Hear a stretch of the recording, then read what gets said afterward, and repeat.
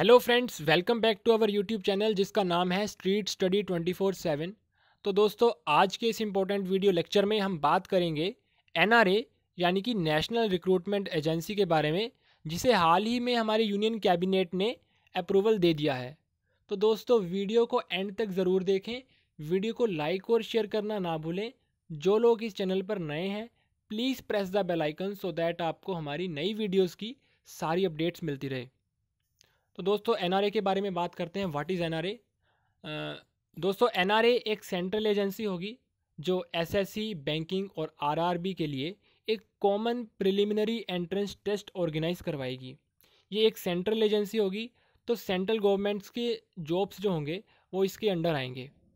दोस्तों, union cabinet ने इसे ग्रीन सिग्नल दे दिया है ताकि ये इन तीन सेक्टर्स के लिए, बैंकिंग, एसएससी और आरआरबी के नॉन टेक्निकल पोस्ट के लिए एक कॉमन प्रिलिमिनरी टेस्ट यानी कि सीईटी को कंडक्ट करवा पाए। दोस्तों, इसके अंडर ग्रेड बी और ग्रेड सी की पोस्ट आएंगी। तो दोस्तों, आइए बात करते हैं कि एनआरए की हमें ज़रूरत क्यों पड़ी। दोस्तों, मौजूदा समय में 20 सेंट्रल एजेंसीज हैं जो रिक्रूटमेंट एग्ज़ाम्स करवाती हैं। About 2.5 to 3 crore people candidates apply for 1 lakh government jobs. तो एक कॉमन एंट्रेंस टेस्ट और कॉमन रिक्रूटमेंट एजेंसी की बहुत ज़्यादा ज़रूरत थी इस समय हमारे देश को। वो हमारी सरकार ने अब उसे पूरा कर दिया है।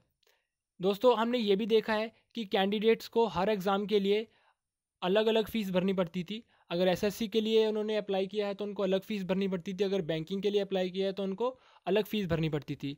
लेकिन अब क्योंकि एक कॉमन एंट्रेंस टेस्ट करवाया जाएगा, तो इसके लिए बच्चे को एक ही बार फ़ीस भरनी पड़ेगी। Hence it will reduce the economic burden on them. Third point की अगर हम बात करें तो दोस्तों, पूरे देश में 100 से ज़्यादा सेंटर्स होंगे जहाँ पर सीईटी यानी कि कॉमन एलिजिबिलिटी टेस्ट कंडक्ट करवाया जाएगा। इसलिए बच्चे को सेंटर में पहुँचने के लिए बहुत आसानी हो जाएगी। अगर हम बात करें इसकी फ़िल्टरिंग प्रोसेस के लिए, तो दोस्तों, सीईटी एक बहुत ही अच्छा फ़िल्टरिंग प्रोसेस होगा, जिसमें बच्चा फ़िल्टर हो जाएगा। जो अच्छे बच्चे होंगे उनको आगे एसएससी, आरआरबी और जो आईबीपीएस की जो जितनी भी एजेंसीज होंगी, वो टीयर 2 के लिए उनको मौका देगी एग्ज़ाम देने के लिए।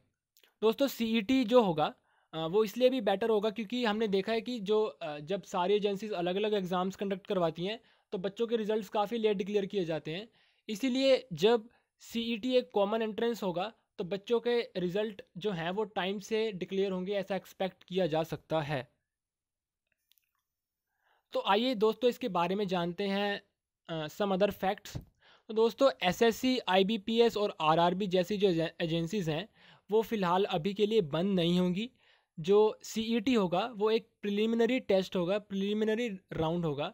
इसमें आपको टीयर 1 के लिए अपीयर होना पड़ेगा। उसके बाद जो बच्चे उसे क्वालिफाई करेंगे वो इन वेरियस एजेंसीज़ के एग्ज़ाम्स दे पाएंगे। इसलिए एसएससी, आईबीपीएस और आरआरबी ये टीयर 2 और टीयर 3 के लिए एग्ज़ाम्स कंडक्ट करवाएंगी।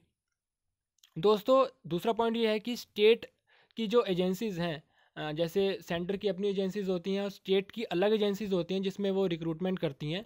तो स्टेट की रिक्रूटमेंट एजेंसीज़ अभी वैसे ही काम करेंगी जैसी अभी कर रही हैं और वो डिज़ोल्व नहीं होंगी। दोस्तों, सीईटी का जो स्कोर होगा वो 3 साल के लिए वैलिड होगा और उस पर कोई रिस्ट्रिक्शन नहीं होगी। आप कितने भी नंबर ऑफ़ अटैम्प्ट्स दें।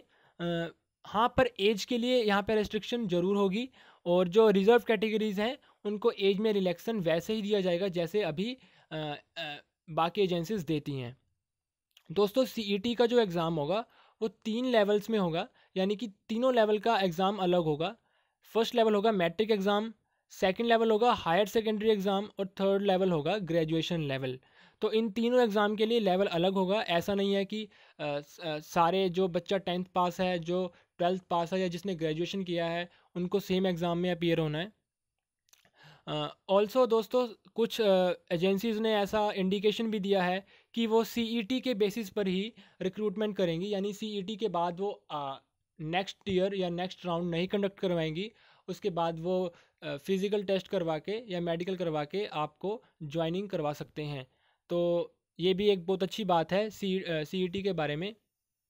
और दोस्तों, अच्छी बात यह है कि इन तीनों लेवल्स के लिए, चाहे वो मैट्रिक हो, हायर सेकेंडरी हो या ग्रेजुएशन हो, तीनों के लिए सिलेबस सेम होगा पर एग्ज़ाम्स अलग होंगे।